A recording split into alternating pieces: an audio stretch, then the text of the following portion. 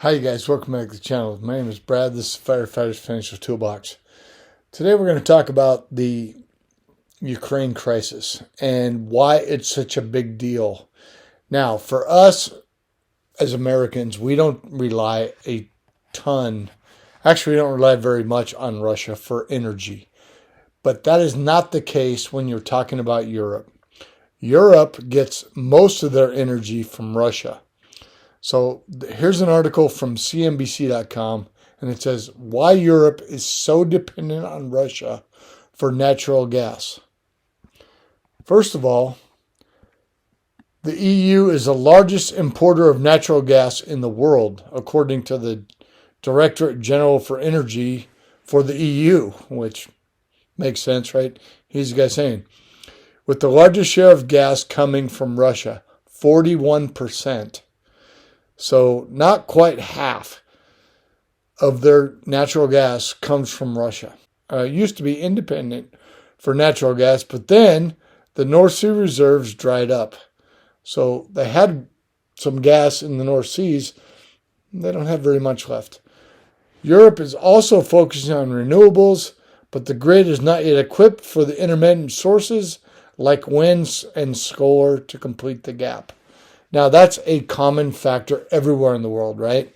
We have had an energy source for a long time that we've come to accept as what we use. Now, in the changeover period, there's going to be some time frames where it's not equipped to change over tomorrow, right? So if we look at the map here, we can see a big line here coming down. Oh. So let's look at the countries that really seem to be dependent, right?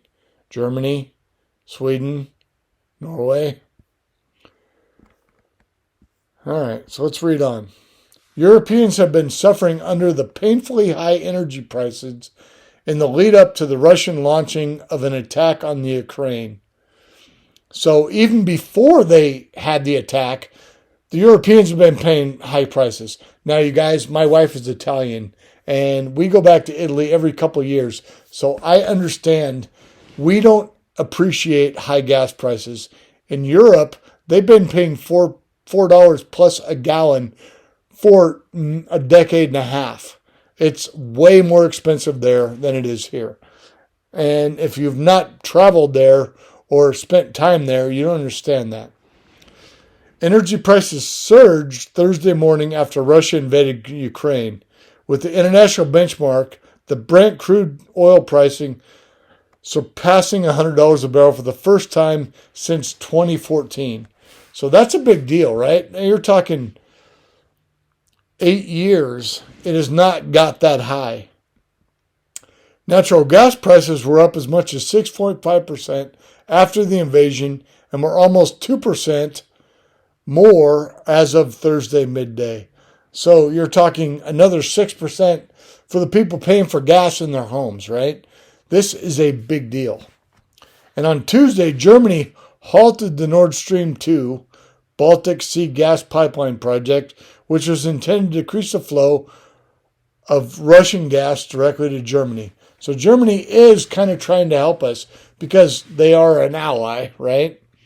And when you say ally, you think, oh my God, they're directly on our side.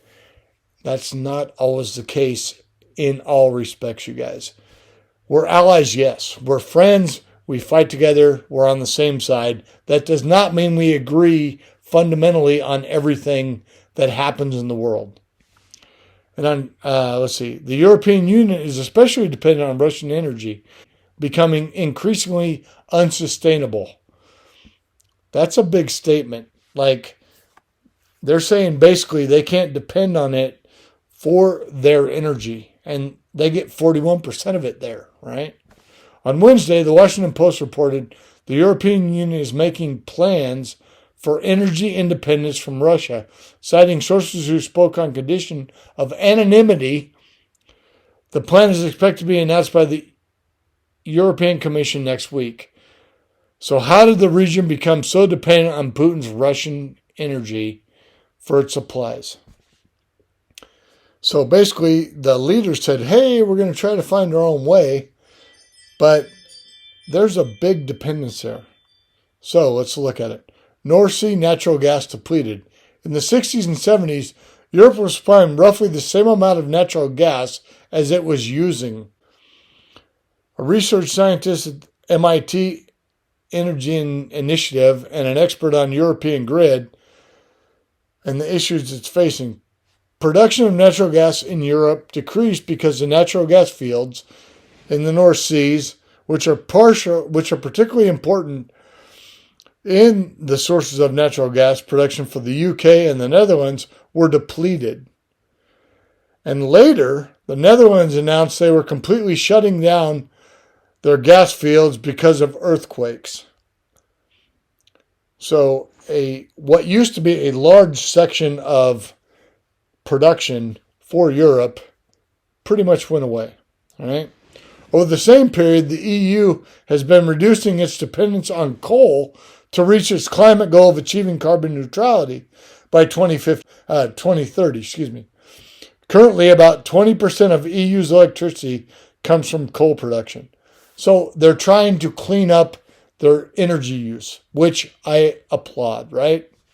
Because, hey, we only have one Earth, and when we F it up, it's gone, right? So they're trying to do that. Here's the thing. Since 2012, the EU has decreased its coal power generation by about a third, according to the Director General for Energy for the EU, which is good. So they've cut it down 66%, right? That's good. In addition, Germany summarily rejected investments in nuclear energy because of its Atomic Energy Act in 2011.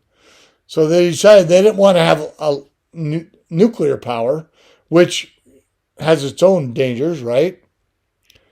So about 25% of EU's energy consumption comes from natural gas, according to the Director General, again from EU.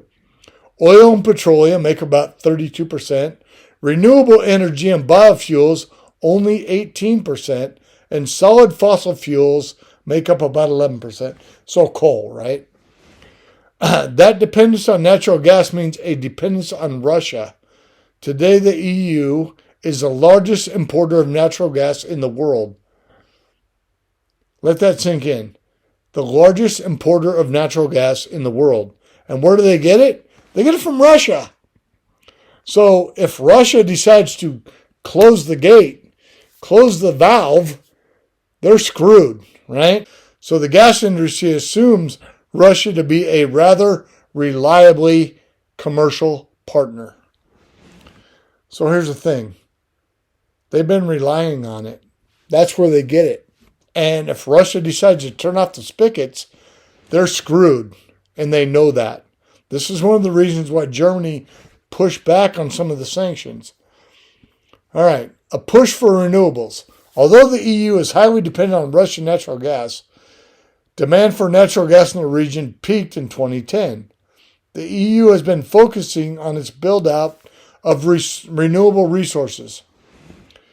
But the build-out isn't happening fast enough to eliminate that foreign dependence.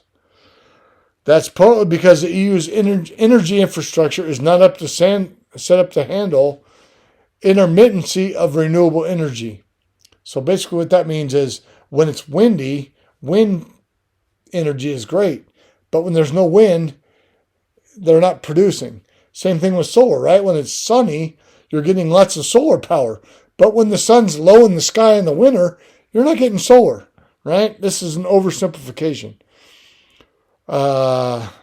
There's simply not enough grid capacity now to take up more renewables in some parts of Europe, Spain, the Netherlands, etc. Some utilities are aware of the problem and have started a €22 billion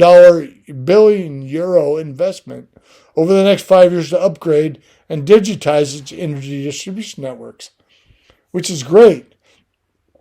But if it's going to take 5 years to get that, those people are worried about what they're going to do for their energy now, right? Okay, the bulk of renewable energy should come from the North Sea via offshore wind, But the difficulty with that is that it requires multilateral cooperation. All the North Sea bordering states should ideally be working together. In the immediate future, Eggman says, Europe has enough energy with gas storage facilities in Germany 30% full. This is less than in the former years at the end of the heating session, but is sufficient. So, you guys, what does that mean? To me, they're basically saying that, hey, we think we have enough energy to do what we have to do, but really, what happens if they turn off the spigot? What if they turn the valve off and we have no natural gas? And the winter continues and it's cold. That could be a huge problem for Europe, and they know that. Germany being the biggest receiver of natural gas in Europe. So, you guys, every time you go, well, why aren't the Europeans siding with us on this? They are. But they're also looking at the bigger picture. And I think we as Americans need to understand that when you invest, you have to invest globally, because what happens in America does not necessarily mean it's happening worldwide. And I happen to have about 30% of my investments in international stocks because it's a big world. And I feel like that is at least the percentage I need to have. Now, I have to understand why my investments go up and down and why they're affected by things that happen in the global economy. Anyway, I hope I didn't ramble on. I hope you guys enjoyed it. If you did, do me a favor. Give me a like. If you did not subscribe, you know the deal. Hit the red button. Subscribe. See ya.